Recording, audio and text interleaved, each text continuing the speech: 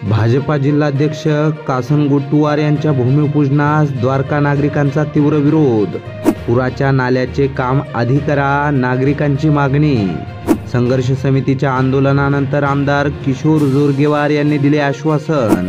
वादग्रस्त भूमिपूजन रद्द करून स्नेहमिलनातून साधला संवाद।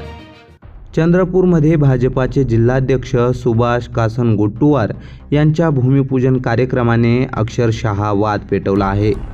तुमुक प्रभाग क्रमांक 1 मधील द्वारका नगरी परिसरात भूमिगत नाल्याच्या बांधकामासाठी भूमिपूजनाचे आयोजन करण्यात आले होते, पण या भूमिपूजनालाच नागरिकांनी कडाडून विरोध दर्शवला। निषेधाचे बॅनर हातात घेऊन भूमिपूजन रद्द करा आणि आधी पुराच्या पाण्याचा नाला बांधा अशा घोषणा देत द्वारका नगर संघर्ष समितीच्या माध्यमातून नागरिकांनी आंदोलन केलं।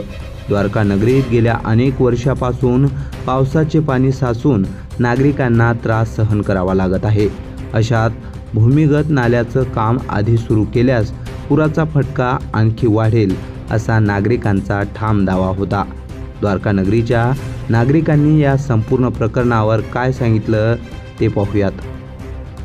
हुकुम प्रभाग क्रमांक 1 मध्ये द्वारका नगरीमध्ये आणि ऍक्च्युली हा कार्यक्रम द्वारका नगरीचा आहे, घेत राऊत लेआउट मध्ये। याच्यासाठी घेत आहे की दुपारी यांनी विरोध केला म्हणून आज इथे घेत आहे, पण आमचा स्पष्ट विरोध आहे की हा कार्यक्रम इथेही आम्ही होऊ देणार नाही। कारण की हा 1,33,00,000 रुपये आमच्या द्वारका नगरीसाठी आला। गेल्या 15-18 वर्षापासून तो वार्ड आमचा डुबत चाललेला आहे। आज आम्ही एवढ्या वर्ष संघर्षानंतर त्या वार्डासाठी काही निधी आला। आमच्या द्वारका नगरी संघर्ष समितीचं एवढंच म्हणणं होतं की पहिले CTPHच्या मागे जो नाला आहे जिथे पाणी अडते तिथून बॅकअप येते तर आमचा द्वारका नगरी डुबते, त्याच्यासाठी आम्ही संघर्ष समिती स्थापन केली। आणि आज निधी आल्यानंतर काही पक्षाचे लोक स्वयंघोषित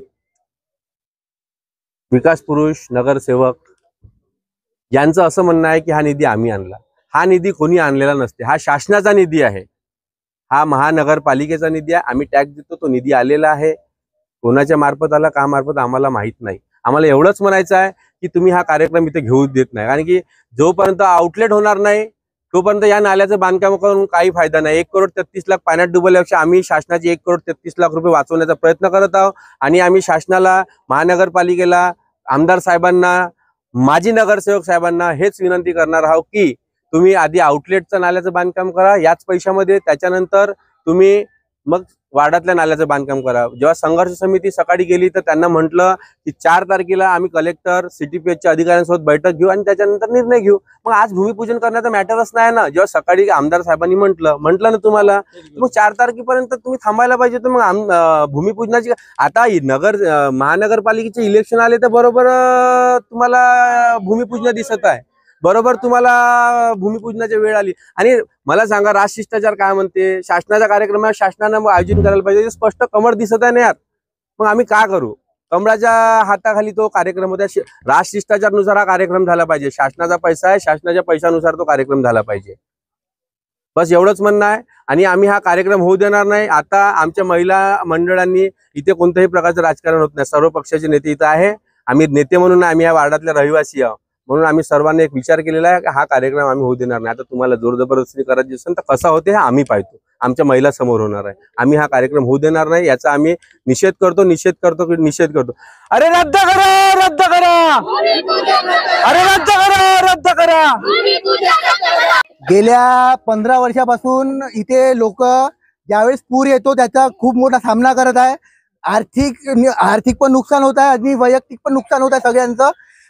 जेव्हा पूर येतो ना तेव्हा रात्री लोक झोपत नाही, जे जनता आहे ती झोपत नाही। त्यांची लेअर कशी वाढणार त्याच्यासाठी ते त्यांना झोप लागत नाही। घरचं नुकसान नाही झालं पाहिजे, घरात पाणी नाही घुसलं पाहिजे, एखादी साप येऊन त्यांना कधी जाऊ शकतो, त्याच्यामुळे जीव जाऊ शकतो त्यांचा। तर ह्या गोष्टी झाल्या, ह्या गोष्टी होतात इथे। त्यांना पुराचं काही लेणं नाही का बरं? कारण का नगरसेवक वार्डातलेच नाही आहे, नगरसेवक वार्डातलेच नाही ना, ते तिकडच्या वार्डातले आहे। त्यांनी कधी हा पूर बघितला नाही, त्यांना कधी या पुराची जाणीव झाली नाही, त्याच्यामुळे यांना काहीच नाही। त्यांना फक्त कशासाठी टेंडर काढताय? जेव्हा लोक ज्यांच्या घरासमोरचे नाले आहे ना ते काय म्हणतात यांना की नाल्या काढू नका।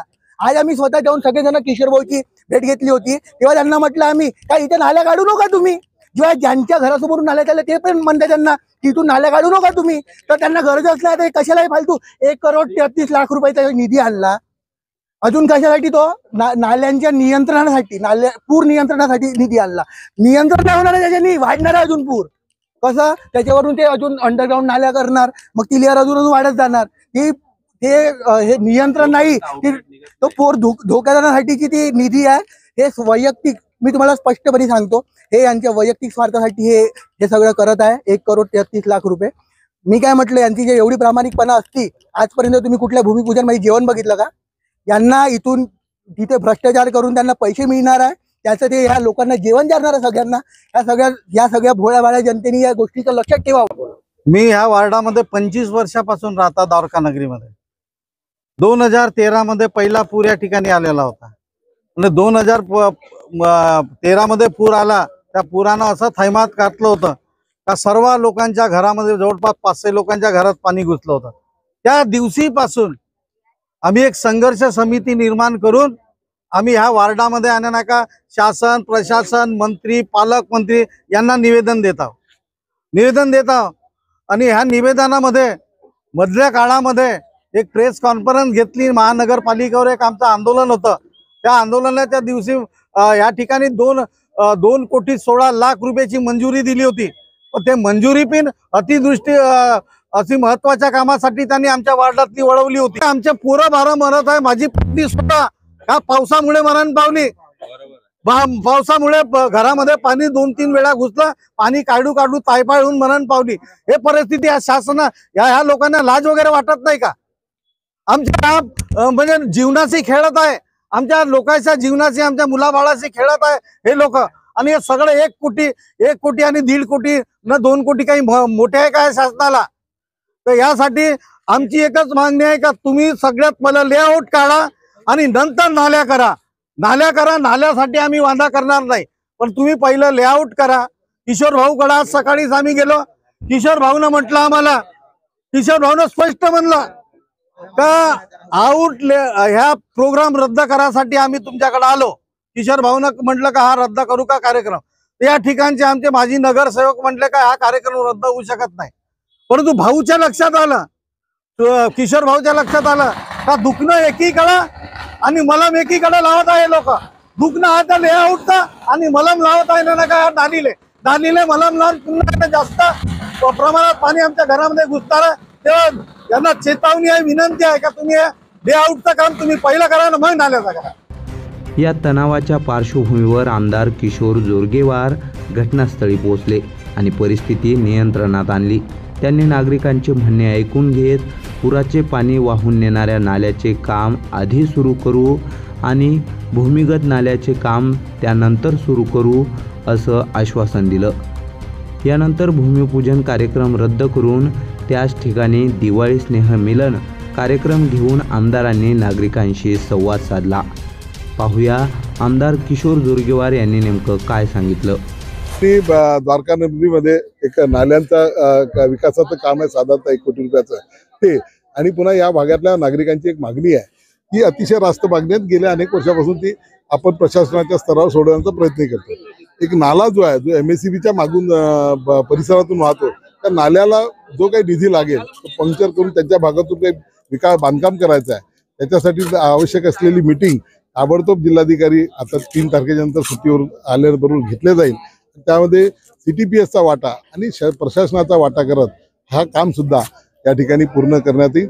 आणि हे काम झाल्यानंतर दोन्ही कामं एकत्रित सुरुवात करण्यात येईल असं या ठिकाणी मला सांगायचं.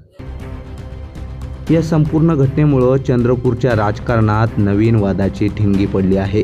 आमदार किशोर जोरगेवार यांच्या मध्यस्थीने हा तणाव निवळला असला तरी भाजपा जिल्हाध्यक्ष सुभाष कासनगोट्टीवार यांच्यामुळे एकूणच महानगरात नाराजीचा सूर असून येत्या महानगरपालिका निवडणुकीत याचा फटका भाजपाला बसणार तर नाही ना, याची चर्चा या निमित्तानं चंद्रपुरात आणखीच रंगली आहे. प्रतिनिधी श्याम हेडाऊ, आधुनिक केसरी, चंद्रपूर.